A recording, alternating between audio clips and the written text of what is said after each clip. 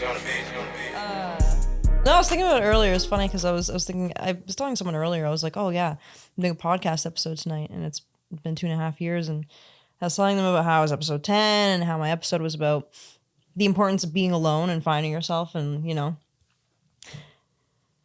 I was thinking about what I was going to talk about, and my main thing that came to mind was how important finding, actually not even just my main focus, but I've been reflecting a lot lately and just thinking about how important and like crucial to my journey it has been to find the right people to have in my circle and my team, and thinking about us and how we're going to build together, this year. And it's just interesting how before my whole focus was on finding yourself and being alone, and now I'm like, the importance of having people around you, and how much you need these people, and like just my journey in the last 2.5 years and what I've experienced and everything I've gone through, just how much it means to me to have you guys, and just really.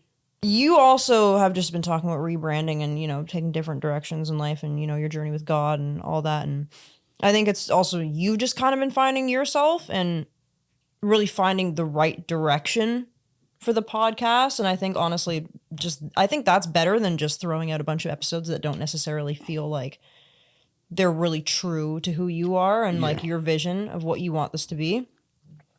And I think both of those things that we were talking about play very crucial parts in your life, and they can coexist. It doesn't need to be one or the other. It doesn't need to be, you need to be alone or you need to have your people. I think it's really important to find yourself on your own so that you can become who you need to be as part of a team. Yeah. And I think the second part has a lot to do with pride. And I think that's something that I, as someone, and it's so many factors, being in a male dominated field, being around men, being a woman, being a mother, just so many different things. And like how, I don't want to be like, how hard my life has been, but the things I've gone through is a big pride thing. I don't want people to see me fail. You know what I mean? I feel like I need to put up, and it goes for everybody. Nobody wants to ask for help. I feel like most people don't want to ask for help. And realistically, there's a lot of parts of success that require you to ask for help. Yeah. Asking for help isn't weakness. It's not a downfall. It's not something that makes you less capable. Find your team, your group of people, your circle. Yeah. Which is funny because I feel like it's like the kind of the complete opposite, but they both play very crucial parts of your life. And I feel like it is I think it's perfect because I think that's stages. I think that's how it's supposed to be. Absolutely. Because you went from finding yourself. I don't believe that somebody could find a team or somebody could impact a team properly without finding who they are first. Yeah. So you find who you are first, and then you could find like which piece of the puzzle you need. And the good thing about finding which piece of the puzzle you need, you get to figure out which piece of the puzzle you are first, right? And then you can figure out the rest that goes around you, and you can build the perfect picture. That was bars still. That was good. I can't lie. That was bars really good. still. So but it's glad to have you here to talk about that, and we could just dive into it. Yeah. No, I think just kind of seeing where I was, 2.5 years ago, like I was just starting to kind of transition into like really like cutting full time. I think I was at a point where I had that ambition and I had kind of what it took, but I just didn't have all the, pieces to make it happen. And I had the passion and the drive. Like you'd see me, I'd be like cutting hair and I'd just start crying. Like there were so many things I was lacking that I think I've gained through having that kind of team dynamic. And I need to reread it. I keep saying that I'm going to, but we talked about Think and Grow Rich, Napoleon Hill. And I think everyone needs to read that book, and I still am due for a reread. But just talking about the mastermind group, and I feel like we've, through the years, kind of really built a good core group, and we each contribute really important things. And I'm still finding myself every single day And it's interesting seeing how my life has changed around people who shared the same vision as me and who actually saw the best in me and who wanted the best for me. And is the crazy thing about what you just said is that those energy suckers that you're talking about is like once you hang around with people who want the best for you, they challenge you. So not everything is a good idea. Yeah. You know, not everything is a yes, you know. Some things is like, you know what, I would that's dumb, you know. I wouldn't do that if I was you. And you kind of need that, you know. Yeah. Like I always think about the dynamic between you and Savio, which is another guy by the shop. And how like you guys always challenge each other like that. Yeah. You know, and sometimes he would song harsh and sometimes you would song harsh to him, but it all comes from a place of wanting to grow. Because you know the disciples fought. Yeah. Right? The disciples fought. I don't think fought is a word. It's fought. Fought. The disciples fought. You know, and that's just how it is because once we grow in together, we'll challenge each other. Yeah. So I feel like we're all individually like another set of eyes for each other that just see things through a different set of glasses that we might not wear. You know what I mean? Like, there might be things that I look at that you have kind of another view of. And this happens all the time. Like you said, with Savi and I kind of challenging each other, and even you and I, just the way that we all communicate. see certain things, and you might be like, oh, you know, I don't know about that. Like, because I don't always have the best judgment. We all don't always have the best judgment, but it's just good to kind of have those people that really do have, you know, your best interest at heart. And I might, well, I mean, we know this, but I might not always make the best decisions, and we know that I'm, you know, gonna probably do what I'm gonna do regardless of that's like Jason regardless too. of that. So that being said, right, what happens in someone's mind for them to be like, you know what, this is enough? And I don't know how to say it other than like, you just have to trust God's timing. You just have to that's just the plan. Yeah. Because like, I will like there's so many things that like I will just not want to do. Like, I was supposed to wake up and do like laundry before I went to work this morning. I just didn't want to, like, but for some reason, like, there just wasn't another option. Like, the way that it happened is it just like, it had to happen. Like, there was no other. I was like, I don't even know why I'm crying. I mean. No, but it's just like the way my life changed. It's like, it was so much work, but it didn't feel like something that was like hard for me to do. It's like, this is what you're supposed to be doing. Yeah. There was no like, it was one of those things where there wasn't any question about it. Yeah. And for people who listening, she had to go almost a whole year without making money. Unemployment for 10 months. If you think you can be a barber because it's glamorous and you make money without having to do any of the work, let me tell you. Oh my gosh. Unless you're a taper barber, because taper barbers come up in 1 week. I don't know, like you guys see it different to how I see it, because for me, it was like I was already there. I'm like the unk, you know? I'm in my unk era. Then it was you and Savio. And there was a bunch of other little kids in between. I mean, not to call them kids, no disrespect, but there was a bunch of other people in between, and they all just vanished. You know, it's like I think once it's the you love put them and the passion, though. Like, I think it's just no, but I also feel like that yes, there's love and passion, but there's a backbone that comes with barbering that most people don't want to go through. Like, if you really want to be a barber, or forget barbering. There's a backbone when it comes to doing anything that you truly want to do, you know? And that's when you see the people that make it and the people that don't make it.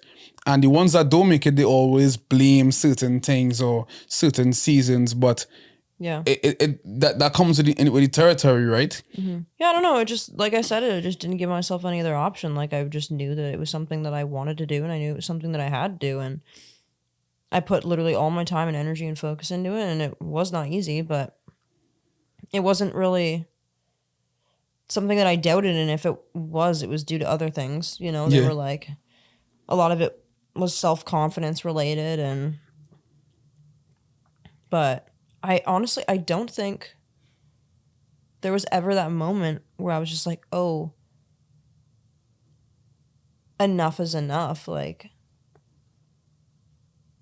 you just had to keep going. I think, like, it just was something that just kind of fell into place at the right time, because I had just kind of been like scraping by and just doing what I needed to do, and nothing was ever really super fulfilling, and this was something that really gave me a sense of purpose and something that I had really enjoyed, which was weird because I never pictured myself barbering. Like, it was never something that I had pictured myself doing, but it's given me so much purpose and it's given me so much fulfillment, and it's made me a better version of myself, a better mother. It's made me a better friend. Like, it's just all around made me a better person, because I genuinely think that I had what it took to make stuff happen. I just didn't have that thing that was really fueling my soul to, like, you know, keep me going. And there's no because you like living in purpose, right?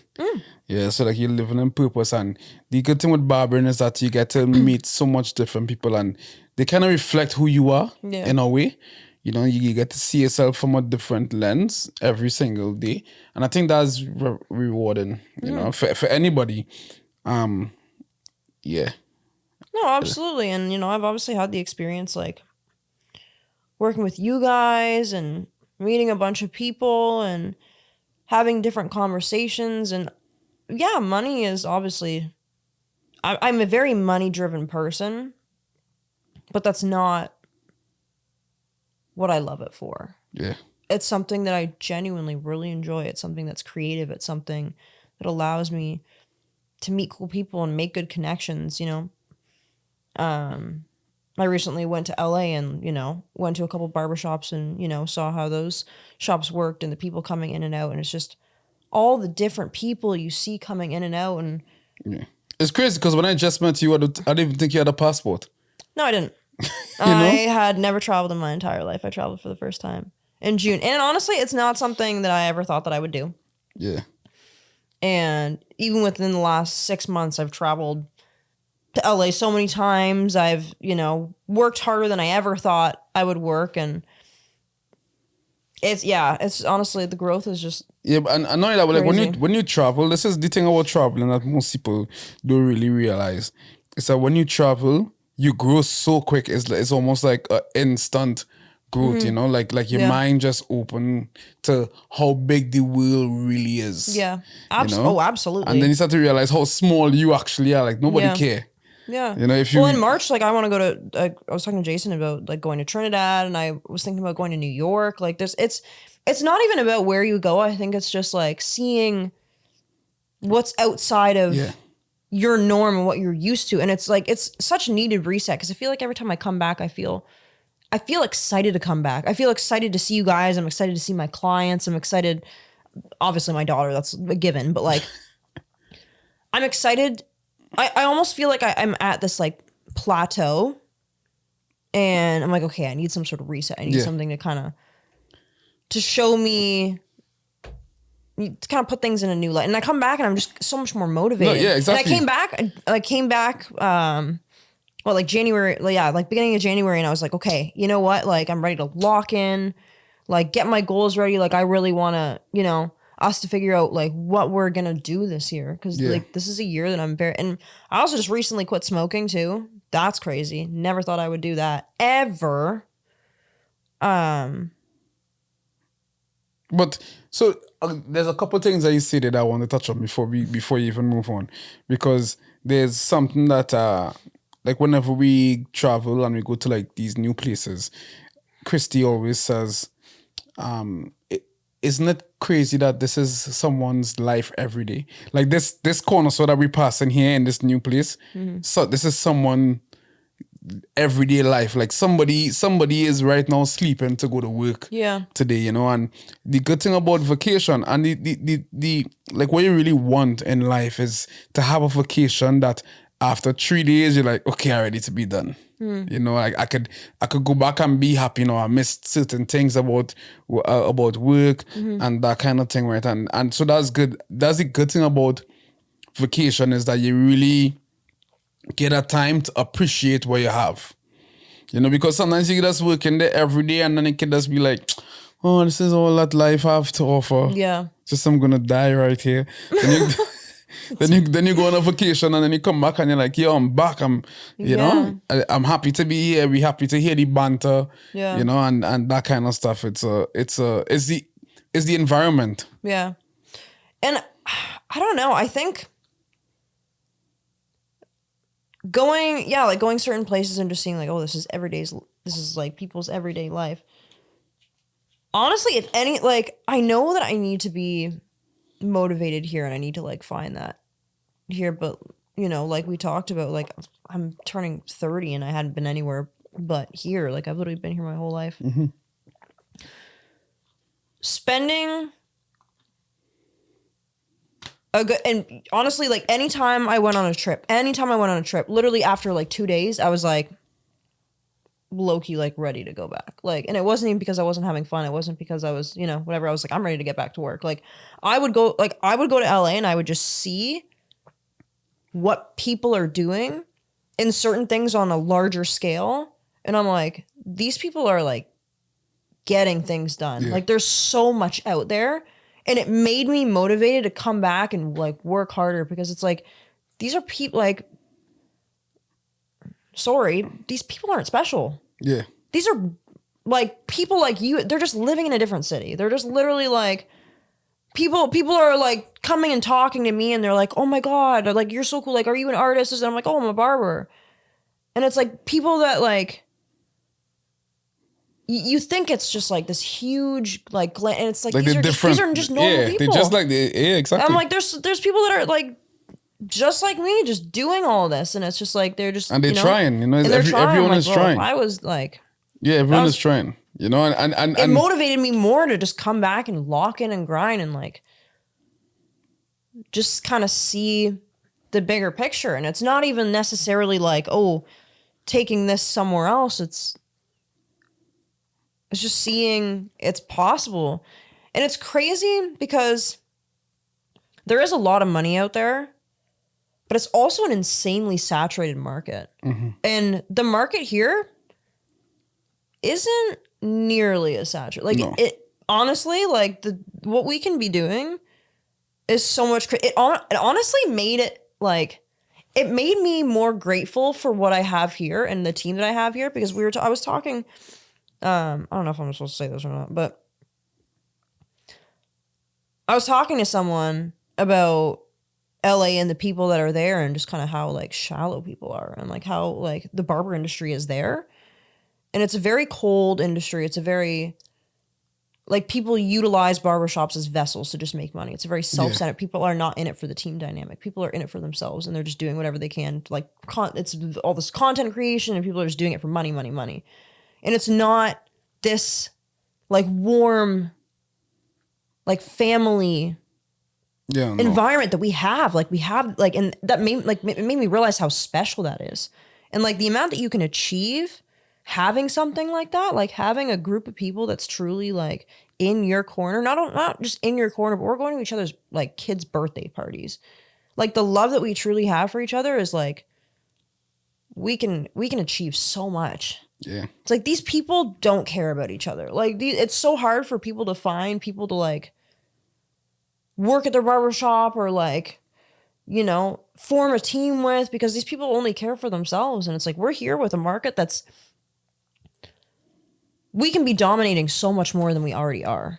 And like the power that we have with like how strong our team is just crazy. Like it honestly made me have so much more of an appreciation for what we have going on here. And it made me so much more motivated, honestly, if anything.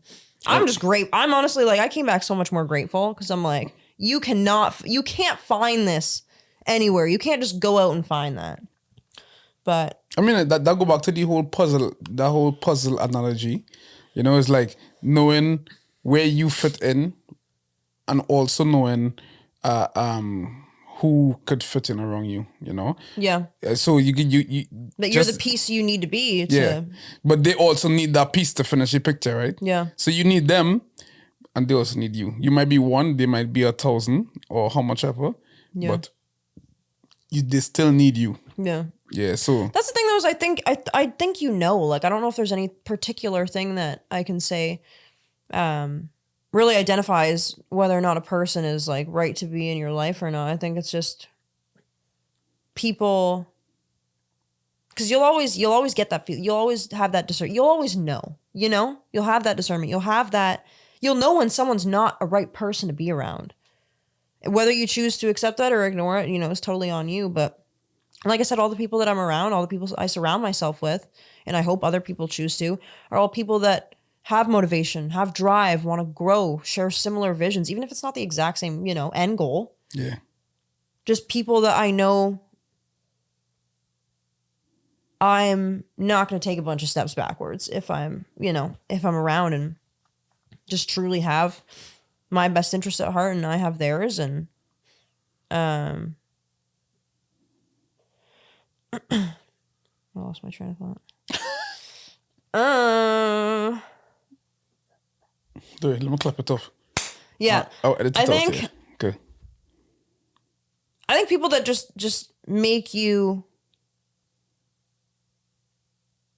better. Yeah, just make you better and like okay being you. Yeah. You know. Yeah. And the good part about you and what you're saying is that you already went through that lonely phase. So it's easier for you to see who you could be around, right? Yeah. Guys, I'm having a brain fart right now. My brain just started pausing. Wait, no, I was going somewhere. Don't worry, I can edit it out.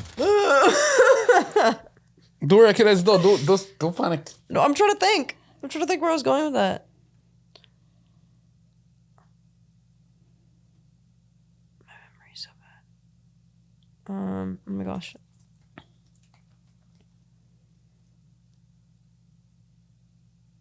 Anyway, but yeah, just with like the lonely phase and stuff, I think having that has also helped me pick who I wanted in my life. Yeah. And over those 2.5 years of growth, like I said, they both play very crucial roles, and I think you need to do one kind of before you do the other, because you need to know who you are before you try to map out who you want to be. Yeah. You cannot plan anything out. You cannot really set any realistic goals. I mean, you can, but for where you truly need to be, you can't map out any plan or goal or come up with any sort of structure, really. Yeah. If you have no idea who you are. They say there's a saying that says, God laughs when you make plans. Does he? Yeah. Why? Because he has the plan. Okay. Yeah. Yeah. Because his plans is not like the plans that we try to make for ourselves. You know, is not what he has for us, right? Yeah. You know, and all this said is that we always in between all this growth, we have these character building phases, you know, where I know, like I had mine last week, and it was because of ChatGPT, bro. Okay. My ChatGPT sent me down a spiral. I was like, oh my gosh. And this is the thing, you know, and I had a revelation from God today, because I kept praying. In that time, I kept praying, reading the Bible,